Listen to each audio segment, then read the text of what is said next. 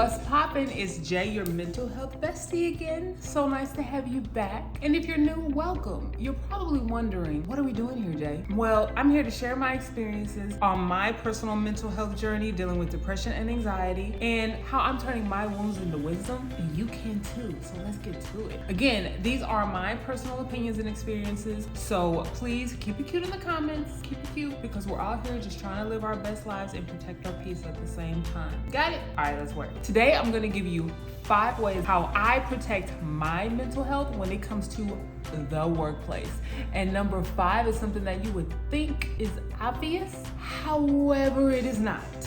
So me being a good friend that I am, I got you and I'm gonna let you know. So maintaining your mental health in the workplace is so important. Like, it is super important. When I got my first big girl job, I was immediately overwhelmed, y'all. Like, immediately. I had no concrete boundaries. I was the yes girl to everything. Child, thank God for deliverance, because I almost don't even want to talk about it. I have PTSD. But what was happening is I was extremely unhappy in my home life, and as a distraction, I threw myself into work. Not myself, not on my personal happiness, but work. And I'm thinking, this is the best idea I've ever had in my entire life. That was the worst idea I had in my entire life. Okay, not really the worst, but it was bad. Now, don't get me wrong. I take pride in my work, but we gotta work on establishing a work-life balance, because neglecting my work-life balance was actually one of the key players that led to my last major depressed episode. Not my finest moment. Back in 2015, I realized that my life was not going the way I wanted, and I was stressing myself out pleasing everyone. My job, my spouse at the time, my family, and all the toxicity that came with that. But that is another story for another day.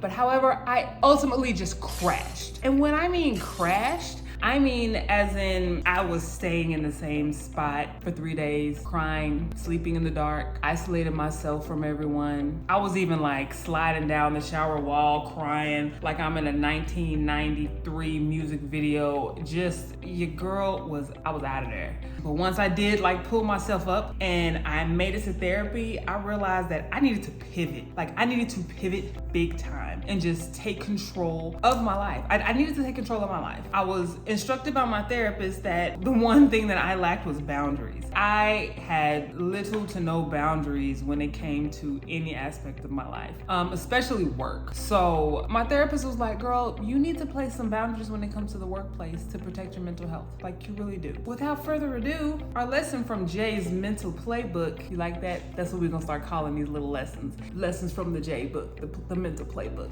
So today's lesson, we're gonna talk about 5 boundaries for the workplace. Boundary number 1, minimize working too much overtime. Now, I get it. I understand some of us were hustling, we're working 1, 2, even 3 jobs to make ends meet. I get it, because same child, same. However, it is important to make sure that we're not only rewarding ourselves by doing this extra work and doing this overtime, but also rewarding ourselves and doing something for ourselves, because we're not here to just pay bills and die. We're not doing that. We're actually gonna have fun in this lifetime, because we're here for a good time and not a long time. But you definitely need to make sure you're taking time off as needed. Don't let life pass you by without stopping to smell the roses and taking a nap, because I'm an advocate of naps. But I remember that when I was in my early 20s, I was feeling like I had to work extra hard. I had a retail job, I was working another job at Walmart, and then I was working overnight at a candy factory. Your girl was working overnight at a candy factory, and when I tell you, I cried every single night I had to show up to that candy factory. I was like, I'm better than this. I shouldn't have to work so hard. I just want to sleep. I couldn't take my naps, child, because I'm like a toddler. I need my naps. So at any given point, I was operating on only about 4 hours of sleep, and I wasn't getting those 4 hours at the same time between these 3 jobs. And I was 23 years old, burned myself out completely. That was no bueno. I do not recommend that for anyone. I had a goal set and I almost killed myself just trying to make it happen. So at least have a break every couple of weeks if you can, to kind of help relax yourself, do something fun, or do nothing at all, but make sure you're taking a break to get your little woosah, get your little reset. So don't work too much overtime. Rule number 2, when it comes to work, don't take it too personal, nor should you divulge too much information about yourself to just anyone at work. Now, don't get me wrong, you can go to work, you can be social, you can be professional and friendly without purposefully trying to be everyone's BFF. But sometimes it naturally happens. Sometimes you meet someone in training and you kind of just latch on to each other, y'all like work besties, that's fine. But just know that at the end of the day that you're working for, it's a business and it's gonna operate as such. Sometimes decisions will be made, things will happen, change is gonna come, that's inevitable. And there's nothing you can really do about it. So just don't stress about it as much as you can. You can work in an industry where 1 minute things will be fine and then the next there will be layoffs. Either way, you go about your day like you usually do and just don't take things personal. Clock in, clock out, do what you need to do, get that break and leave. Like, don't do that though. We're not doing that at work.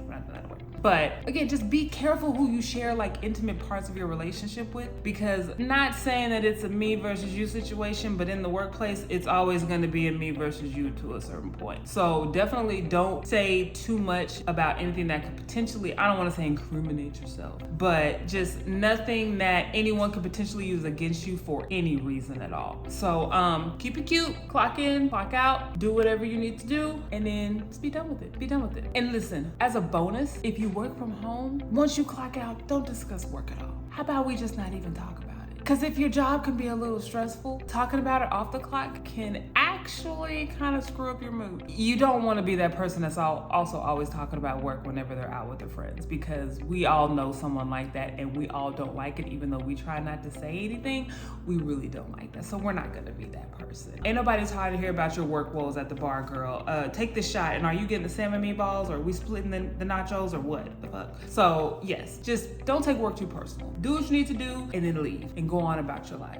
Number 3, take your breaks and lunches away from your workstation, away from your desk, away from your workstation, whatever. Sometimes what I will do when I'm anticipating like a stressful meeting, or if it's just been a long day full of meetings and extra conversations, and you know, your girl's an introvert, so sometimes I'm having to do a lot of extra talking and peopling that I'm not used to or not mentally prepared for, and my social battery is already kind of iffy. I'll just take a break, go to my car. If I'm in the office, and if I'm working from home, I'll get away from my workstation, from my office, or wherever I'm working from in the house that day, and I'll either go out on like the patio and have a moment. I may go take a walk around the neighborhood. I may even go work out on my lunch break. You need to physically remove yourself from that job to actually get a break. I know some people that are like, oh, I don't really take breaks like that. What? Take your breaks and your lunches. Because at the end of the day, the business is gonna keep functioning. Whether you are or not, the business is gonna keep going. So take your breaks and your lunches. That is to help you reset and then come back and do your work with a fresh mind, renewed mind. You know, eat something, drink your water, because we always gotta stay hydrated. No matter what, take your breaks and your lunches away from your desk. As a manager of people myself, I'm telling you, take your breaks and lunches away from your desk. Again, leave discussing work to work hours. And for the work from home girlies, close your laptop. Just close that laptop and put it away for the weekend or whenever you take any vacations. Like, for real, get it out of your sight. When the weekend comes, or if I have some PTO coming up, I've even resorted to doing this daily. I close my laptop, I put it in this little respective cute little bag, and I politely put it in the closet, in the back of the closet where I can't see it, mind you, because I like my home to be peaceful. And sometimes, you know, you have those days or those weeks where work is particularly stressful, or if you just get anxiety in general about work, because I do a lot, but I get anxiety about everything. Hello, have we met? I'm Jay. So putting the laptop off and away, off over yonder, over there, is the quickest way to feel like I kind of have my home back, because I'm very particular about how the mood is, the energy, the vibe is for where we live, and I don't want any negative overtones about work and stress to just kind of infiltrate this space. So like I said, I literally mentally, once that laptop is closed and put in the closet, I pretty much tell myself I quit my job, and then I rehire myself the next morning when it's time for me to log on. It's great. It's working for me. Again, this is just what I do. Do whatever you need. This works for me. it. And again, I cannot reiterate this enough. Don't even discuss work with me if I'm not on the clock. Just don't even do it. So next, now, I mean, you've been rocking with your girl for a little bit, so you can go ahead and smash that subscribe button. Just go ahead and do that because we're cool now, right? Okay, so now, tip number 5, the one that you've been waiting for. The number 5 mental health boundary for the workplace: take your damn PTO.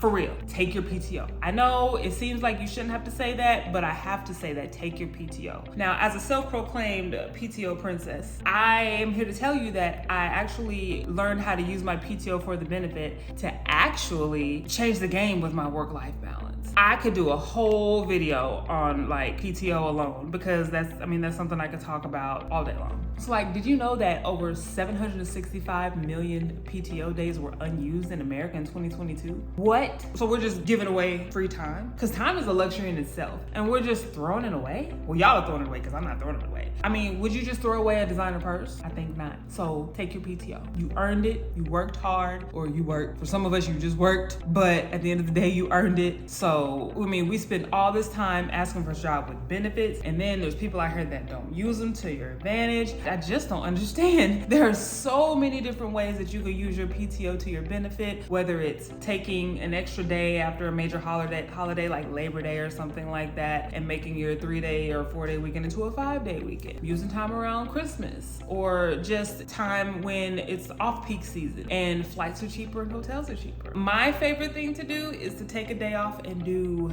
nothing. Yeah, you heard me, nothing. Yes, I'm not gonna be in for the day, but I'm not doing nothing, and that's my business. Sometimes I don't even let people know that I'm off. It's great. People think I'm working, so they're not bothering me, but work isn't bothering me because they think I'm off. It's wonderful. And also, in case you didn't know, you don't need a reason to tell your boss that you're taking PTO. Just tell them you're just not gonna be in, because we all know PTO is really prepare the others, because I'm not gonna be here. Not gonna be here. So just put them on notice that Thursday I'm not gonna be here, and call it a day. Now, don't abuse your PTO. Of course, follow your company guidelines and whatever, all of that. But make sure that you take some time out for you, whether it's a week or it's a day. Take off early and see a movie. Sleep in late. Don't just always take off for like doctor's appointments and dentist appointments and, oh, I have to go to the DMV. No, or I gotta take my sister somewhere. I gotta take my mom somewhere. No, take the entire afternoon off. And once your appointment is over, if there is something else that you're doing, once that's done, have lunch with a friend, go see your boo thing, chill out on the couch, binge watch a show that you've been wanting to catch up on, whatever. Just take some personal time for your own little woosah. Again, your own little reset. And again, if you're on PTO, I can't stress this enough, don't be talking about work, because then